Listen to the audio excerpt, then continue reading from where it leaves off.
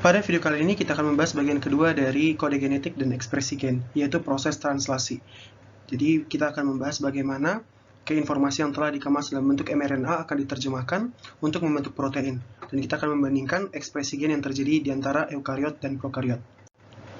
Kita tahu bahwa yang mengerjakan proses translasi atau pembentukan protein, menurut kode genetik atau informasi yang telah dibawa oleh mRNA adalah ribosom. Tapi siapa yang sebenarnya membawa prekursor atau bahan baku dari protein itu sendiri, yaitu asam amino. Jadi yang membawa asam amino yang akan ditambahkan dalam proses translasi adalah tRNA atau transfer RNA. Suatu RNA khusus yang memiliki kemampuan untuk membawa asam amino yang unik dan spesifik terhadap region khusus yang disebut sebagai antikodon. Jadi tiap tRNA yang berbeda memiliki antikodon yang berbeda, di mana tRNA yang membawa antikodon yang berbeda akan membawa asam amino yang berbeda pula. Antikodon pada tRNA ini nantinya akan berkomplementasi atau cocok dengan kodon pada mRNA. Sehingga misalkan kita memiliki kodon, katakanlah misalnya kita memiliki kodon AUG yang mengkode metionin. Maka tRNA yang akan datang, jadi kira-kira bentuknya bakal seperti ini. Ini akan membawa asam amino. Maka tRNA ini akan membawa antikodon, yang cocok dengan kodon. Jadi sini karena di sini AUG, maka dia akan berpasangan dengan UAC. Maka perpasangan antara kodon dengan antikodon lah yang menentukan asam amino apa yang bakal ditambahkan ke dalam protein. Itu dia. Jadi pemberian muatan berupa asam amino pada tRNA dilakukan oleh enzim yang kita namakan aminoasil tRNA sintetase. Berasal dari kata aminoasil, pemberi asam amino. tRNA sebagai substratnya, sintetase berarti memanfaatkan bantuan hidrolisis ATP. Jadi dengan bantuan energi dari hidrolisis ATP, asam amino akan ditambahkan ke dalam tRNA. Untuk selanjutnya akan membawa asam amino tersebut ke dalam ribosom. Jadi seperti yang sudah kita bahas ya, di sini ada struktur dari tRNA. Di sini ada asam amino yang dibawa, yaitu serin. Serin ini akan merupakan representasi dari kodon UCA. Kenapa? Karena kodon UCA di sini berpasangan dengan kodon, maaf ya, ini bukan UGA tapi AGU. Kodon AGU dari antikodon AGU dari tRNA. Jadi antikodon dari tRNA ini cocok dengan kodon dari mRNA. Jadi di sini AGU berpasangan dengan UCA dari kodon. Sedangkan di sebelah kanan kita bisa lihat, di sini antikodon akan menentukan asam amino apa yang akan ditambahkan oleh aminoasil tRNA sintetase. Jadi dalam hal ini tirosil tRNA sintetase, yaitu enzim yang menambahkan tirosin kepada tRNA akan menambahkan tirosin tersebut kepada tRNA yang membawa antikodon AUA misalnya. Dan nantinya akan menghasilkan tRNA yang siap membawa asam amino tersebut kepada ribosom. Dan proses ini membutuhkan energi dari hidrolisis ATP. Kemudian kita membahas kompartemen yang akan melakukan proses translasi, yaitu ribosom. Ribosom pada prokariot dan eukariot sedikit berbeda, walaupun mereka sama-sama terdiri dari subunit besar dan subunit kecil. Jadi bakal ada subunit kecil dan subunit besar. Nah, subunit besar dan subunit kecil ini tersusun atas ribosomal RNA atau rRNA beserta komponen proteinnya, yaitu protein ribosomal. Menurut ukuran sedimentasinya, jadi bukan ukuran molecular weight atau bukan ukuran berat ya, tetapi ukuran sedimentasinya ribosom prokariot berukuran 70S. S itu adalah satuan sedimentasi, sedangkan eukariot adalah 80S. Jadi ribosom dari eukariot berukuran relatif lebih besar. Ribosom memiliki 3 situs. Ribosom memiliki 3 situs pada bagian internalnya, yaitu exit atau E, peptidil atau P, dan aminoasil atau A. Situs A akan sesuai namanya aminoasil, pemberi asam amino, akan menjadi tempat masuknya tRNA baru. Jadi tRNA yang membawa asam amino akan datang kepada situs A.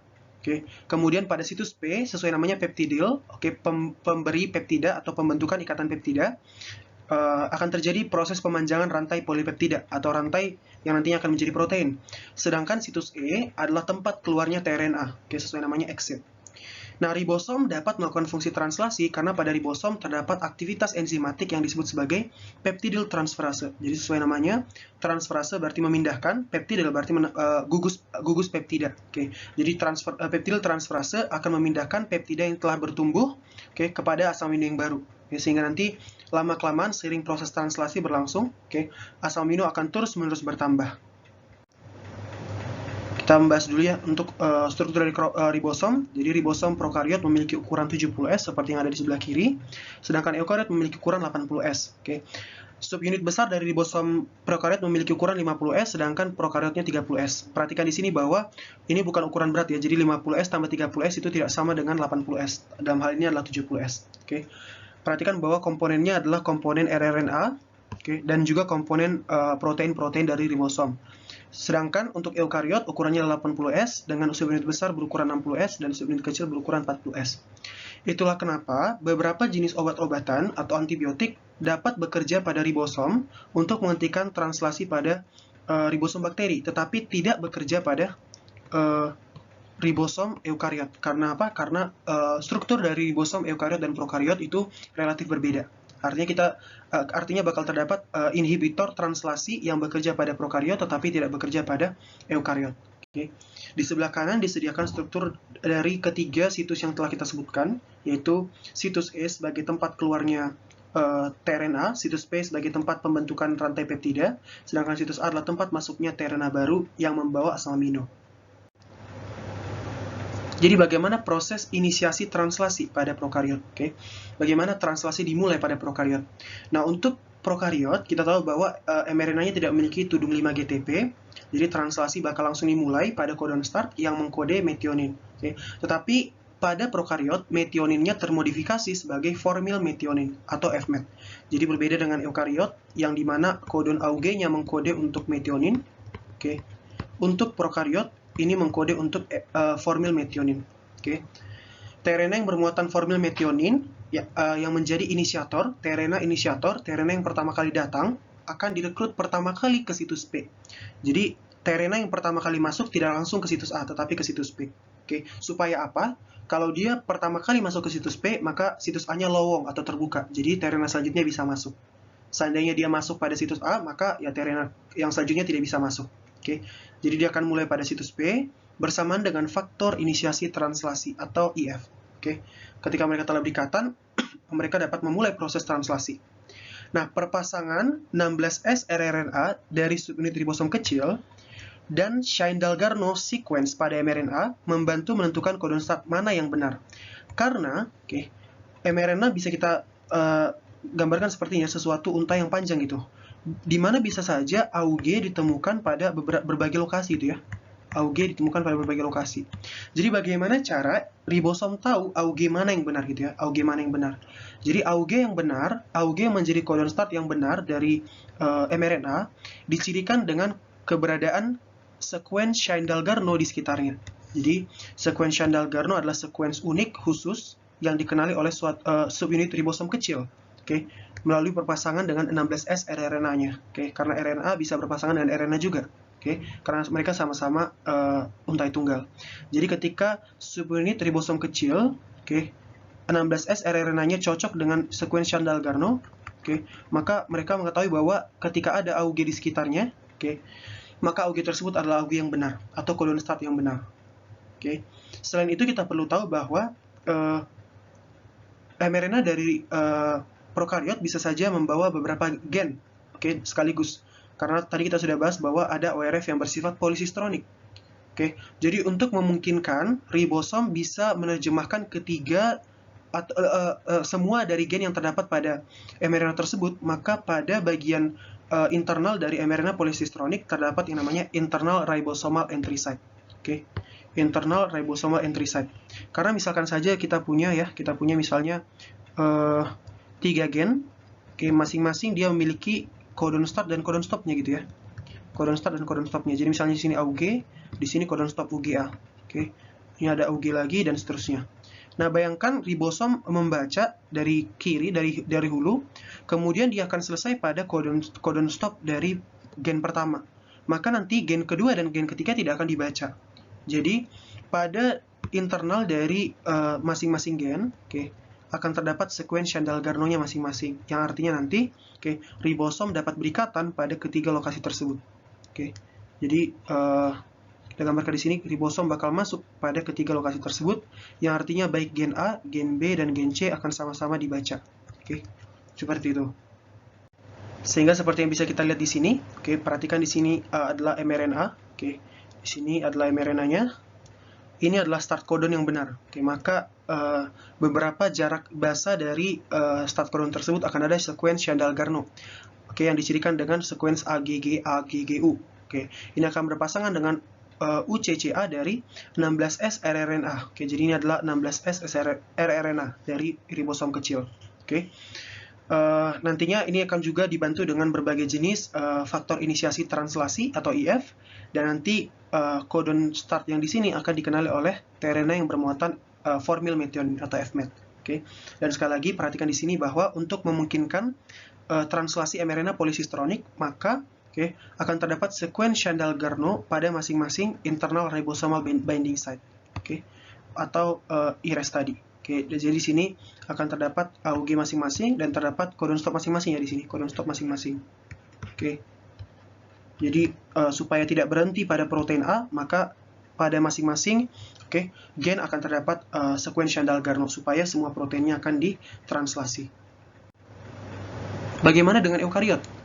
Jadi untuk eukariot, codon start yang benar umumnya adalah codon start yang pertama kali ditemui dari ujung 5, kecuali dengan beberapa AUG yang dianggap sebagai bagian dari sekuens lestari atau sekuens yang memang ditemukan pada situs tersebut untuk semua organisme. Jadi memang sekuens yang dianggap sudah seperti itu adanya. Jadi codon start pertama ini akan dibaca, dan bersamaan dengan itu faktor inisiasi translasi eukariot atau EIF. Jadi kalau tadi prokariot punya IF, eukariot punya EIF.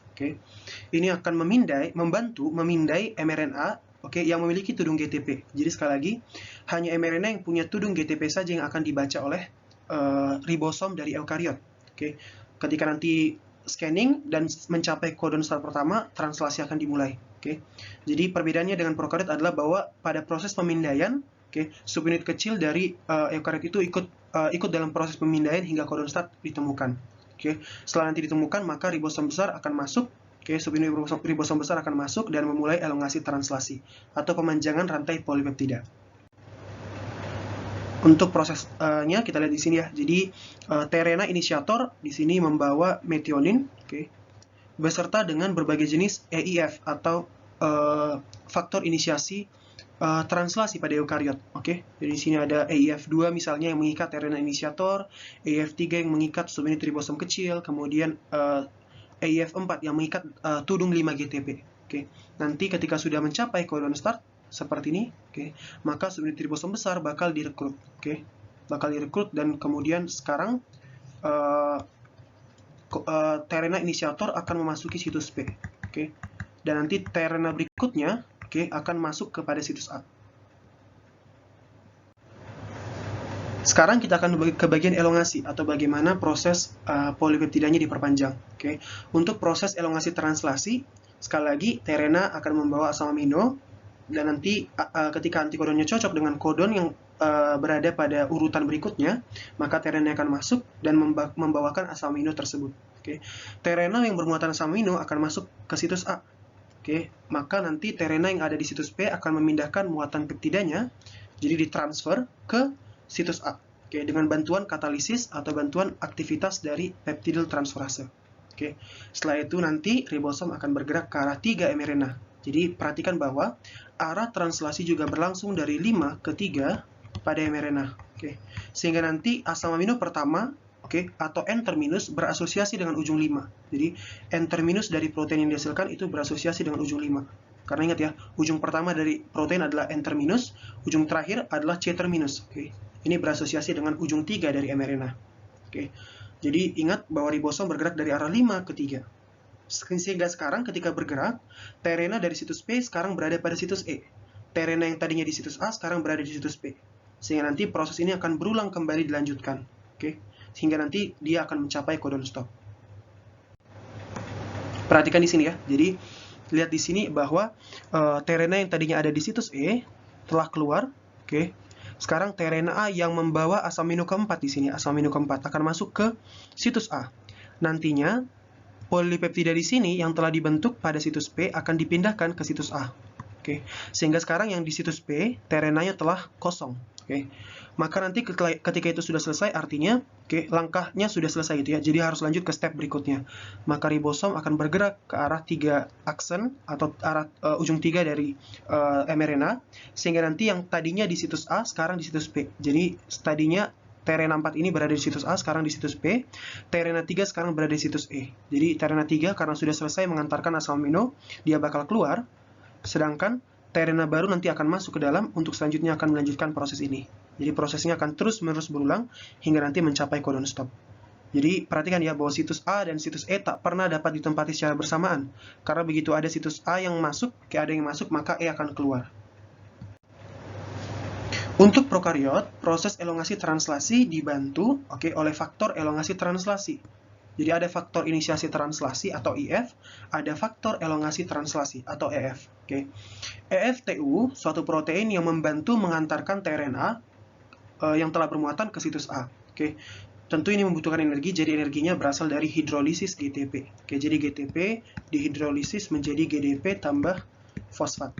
Ini akan digunakan sebagai sumber energi untuk mengantarkan tRNA ke situs A. Nanti EFTS akan meregenerasi, nge-recharge, GTP dari si FTU. Sehingga nanti FTU siap untuk mengantarkan tRNA kembali. Selain itu, kita membutuhkan mediasi oleh FG, bantuan dari FG, yaitu protein yang akan membantu translokasi atau membantu pemindahan ribosom ketika ribosom sedang bergerak dari arah 5 ke arah 3 mRNA. Jadi proses ini juga membutuhkan energi dari hidrolisis GTP.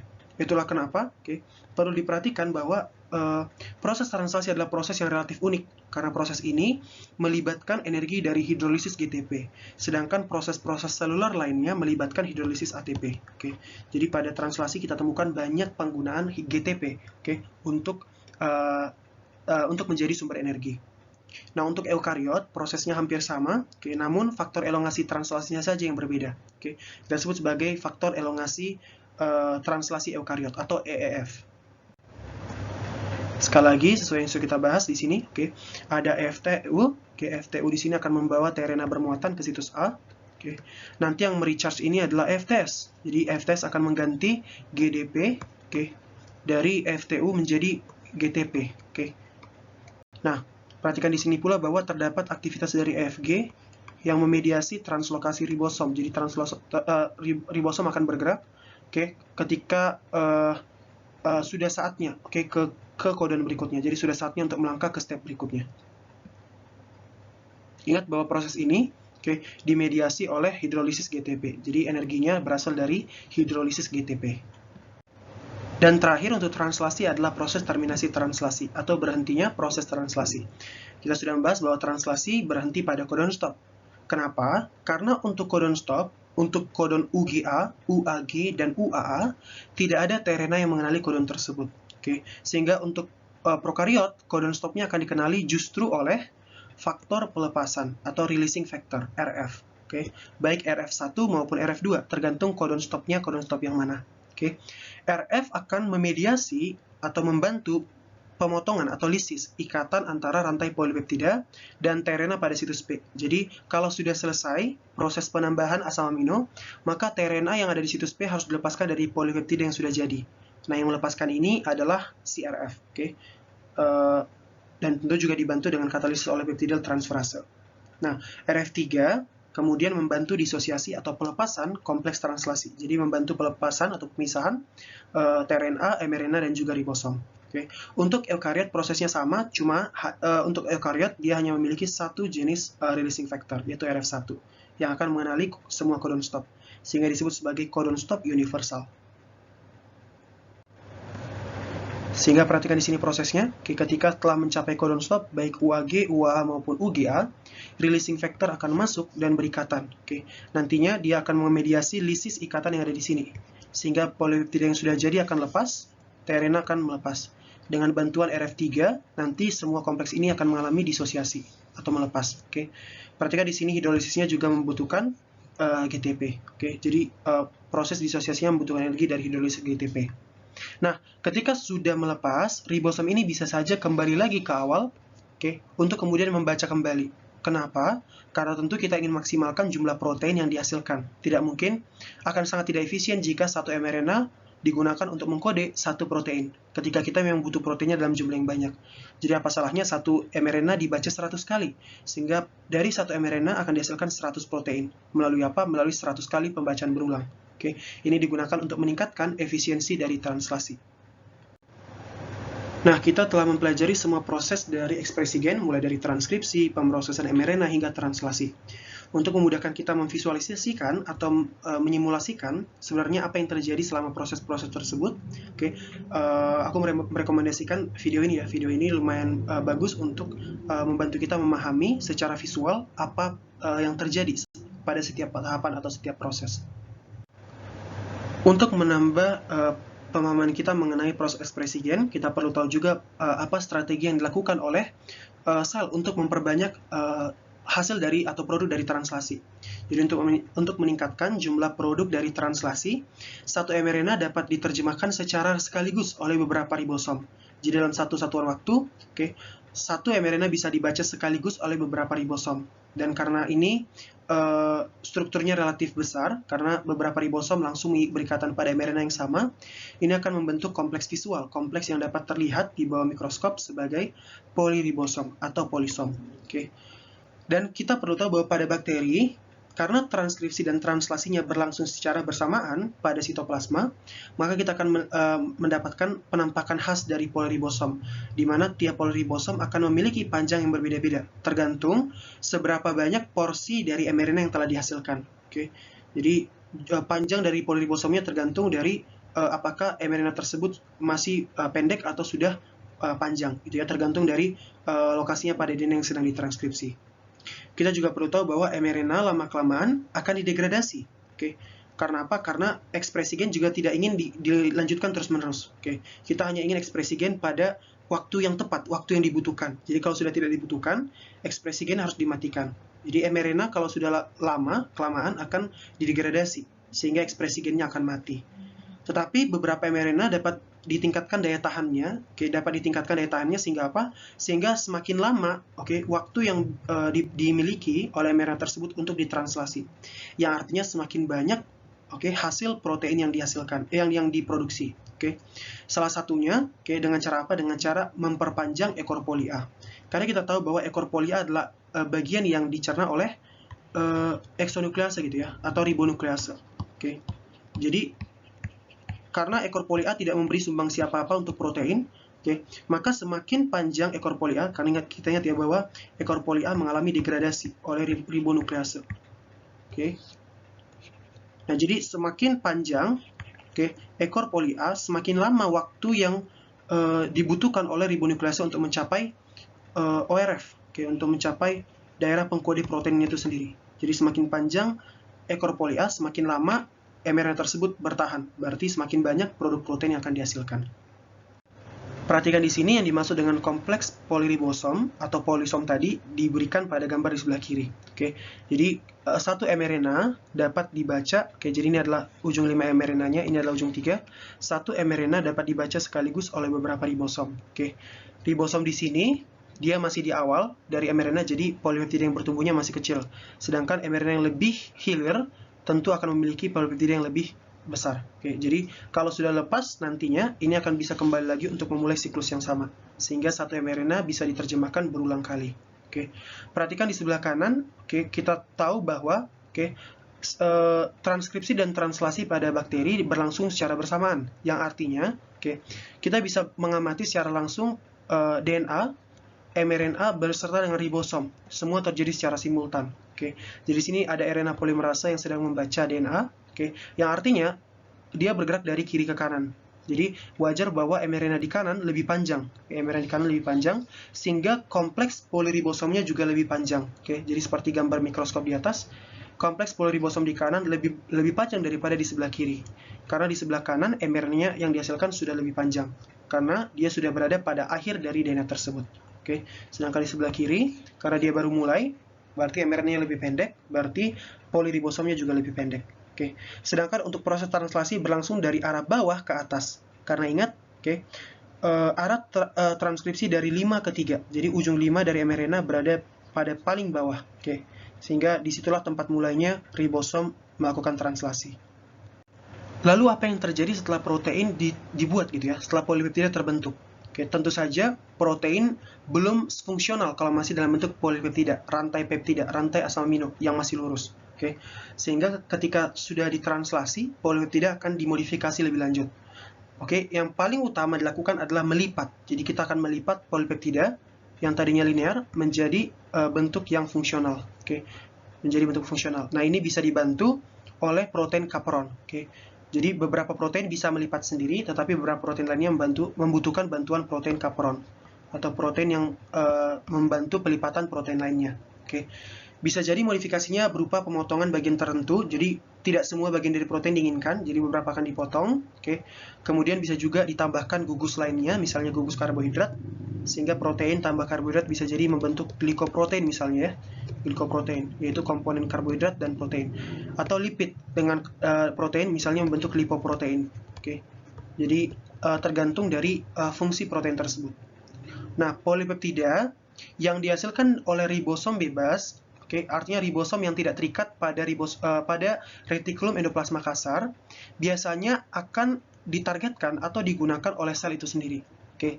Sekali lagi, kita tahu bahwa ribosom itu terbagi dua, ribosom bebas yang berenang bebas pada sitoplasma dan ribosom terikat yang menempel pada permukaan retikulum endoplasma kasar. Oke. Jadi protein yang dihasilkan dari ribosom bebas difungsikan untuk sel itu sendiri. Oke. Sedangkan untuk protein yang dihasilkan oleh ribosom terikat ditujukan untuk sekresi, jadi ditujukan untuk pengeluaran dari sel. Contohnya misalnya hormon, misalnya hormon insulin, atau dilokalisasi atau ditanam pada membran sel. Jadi tujuan dari protein yang dihasilkan pada ribosom terikat, oke, destinasinya kalau enggak membran, oke, jadi kalau tidak membran sel adalah sekresi, dikeluarkan dari sel. Oke, jadi berbeda lokasi pembentukannya, berbeda targetnya atau berbeda nasibnya. Oke, nah bagaimana cara membedakan protein yang dihasilkan dari ribosom bebas dengan ribosom terikat? Oke, jadi untuk polipeptida yang dihasilkan oleh ribosom terikat yang akan nantinya dibawa ke retikulum endoplasma kasar, polipeptidanya memiliki peptida sinyal. Oke, peptida sinyal adalah beberapa sekuens asam amino yang ada di hulu dari suatu protein. Oke, jadi misalnya ada protein, maka beberapa asam amino di hulunya kita sebut sebagai peptida sinyal. Nah, peptida sinyal ini dikenali oleh Signal Recognition Particle atau SRP. Jadi, SRP akan membawa ribosom yang proteinnya ada peptida sinyal. Berarti yang proteinnya memang ditujukan untuk ribosom untuk retikulum endoplasma kasar. Oke, SRP akan membawa ribosom tersebut ke area kasar. Nantinya, polipeptida yang dibentuk oleh ribosom tersebut akan ditranslokasi atau dipindahkan ke retikulum endoplasma kasar melalui suatu protein saluran yang disebut sebagai translokon. Sesuai namanya, translokon yang berasal dari translokasi. Oke, sekali lagi, protein yang akan ditanam di membran sel atau disekresikan memiliki peptida sinyal. Peptida sinyal akan dikenali oleh SRP. SRP akan membawa ribosom tersebut ke area kasar untuk nantinya protein tersebut akan dipindahkan ke dalam retikulum endoplasma kasar. Seperti yang terlihat pada gambar berikut. Oke, ini adalah ribosom, ini adalah mRNA, ini adalah protein dengan peptida sinyal, oke, yang diberikan warna hijau. Oke, SRP akan mengenali peptida tersebut, membawanya ke retikulum endoplasma kasar. Nantinya, oke, protein yang sedang dibuat akan ditranslokasi ke dalam retikulum endoplasma kasar. Oke, sedangkan peptida sinyalnya akan dihilangkan setelah itu. Perhatikan di sini yang mengerjakan proses translokasinya adalah kompleks translokasi atau sering disebut sebagai protein translokon. Oke, jadi protein yang telah berada dalam retikulum endoplasma kasar akan dimodifikasi, dilipat, oke, untuk selanjutnya akan disekresikan maupun ditanam pada membran sel. Oke, sesuai fungsinya, protein dari ribosom terikat akan ditanam pada membran sel maupun disekresikan keluar sel. Jadi kita telah sampai pada bagian terakhir dari ekspresi gen, yaitu kita akan membandingkan proses ekspresi gen pada prokariot dan eukariot. Jadi ini berperan sebagai summary terhadap apa yang sudah kita pelajari sebelumnya. Perhatikan untuk pertama, kita akan membahas perbedaan pada transkripsi. Jadi untuk inisiasi misalnya, oke, untuk bakteri membutuhkan faktor sigma sebagai faktor transkripsi, sedangkan untuk eukariot membutuhkan dua jenis faktor transkripsi, yaitu faktor transkripsi umum dan faktor transkripsi khusus, sehingga kompleks preinisiasinya, oke, itu relatif lebih besar. Kemudian perhatikan bahwa untuk bakteri memiliki unsur regulator promoter berupa Pribnobox. Oke, Pribnobox seperti yang kita sudah bahas adalah sekuens lestari pada daerah atau pada lokasi min 35 dan min 10 dari TSS. Oke, dari titik mulai transkripsi. Sedangkan untuk eukariot, unsur regulator promoter intinya adalah kotak tata, yaitu sekuens yang diisi oleh tata yang berulang, TATA yang berulang. Oke. Kemudian untuk elongasi, untuk bakteri hanya memiliki satu jenis RNA pol yang mengintesis semua tipe RNA, sedangkan untuk eukariot memiliki 3 tipe RNA pol. RNA pol 1, oke, untuk rRNA, RNA pol 2 untuk RNA pengkode protein, dan yang ketiga untuk tRNA. Oke. Perhatikan pula bahwa eukariot membutuhkan berbagai jenis faktor elongasi. Kemudian terminasi dari transkripsi bakteri dapat bersifat row dependent atau row independent. Oke. Untuk yang row dependent memerlukan bantuan dari helikase row, sedangkan untuk yang independent melibatkan pembentukan struktur hairpin yang diikuti dengan region kaya U. Ini berfungsi untuk memutuskan ikatan antara mRNA dengan DNA yang ditranskripsi. Oke. Untuk eukariot, oke, terminasinya dapat bergantung faktor maupun tidak bergantung faktor, di mana faktornya tidak kita bahas dalam video berikut. Dan pada RNA pol 2, oke, ketika mRNA sedang dibuat, maka mRNA nanti akan dilanjutkan oleh peristiwa poliadenilasi atau pembentukan ekor 3 pada mRNA. Sedangkan untuk fitur lainnya, bakteri transkripsinya bisa bersamaan terjadi dengan translasi, yaitu pada sitoplasma, sedangkan untuk eukariot terpisah karena transkripsi terjadi di nukleus, sedangkan translasi terjadi pada sitoplasma. Sedangkan untuk translasi, perhatikan, untuk bakteri, inisiasinya melibatkan faktor inisiasi atau IF, sedangkan untuk eukariot melibatkan faktor inisiasi eukariotik atau EIF. Oke. Kemudian untuk bakteri, seleksi situs inisiasi atau pemilihan kodon start pertama itu bergantung pada kodon mana yang paling dekat dengan sekuens Chandal-Garno pada mRNA. Dan forbil metionin berperan sebagai asam amino inisiator atau asam amino yang pertama kali ditambahkan. Sedangkan untuk eukariot, proses pemilihan kodon start pertama melibatkan melibatkan pemindaian dari ujung 5 ke ujung 3. Oke, ini jelas membutuhkan pengenalan terhadap tudung 5-GTP. Oke, sedangkan untuk eukariot dia memiliki metionin sebagai asam amino inisiator.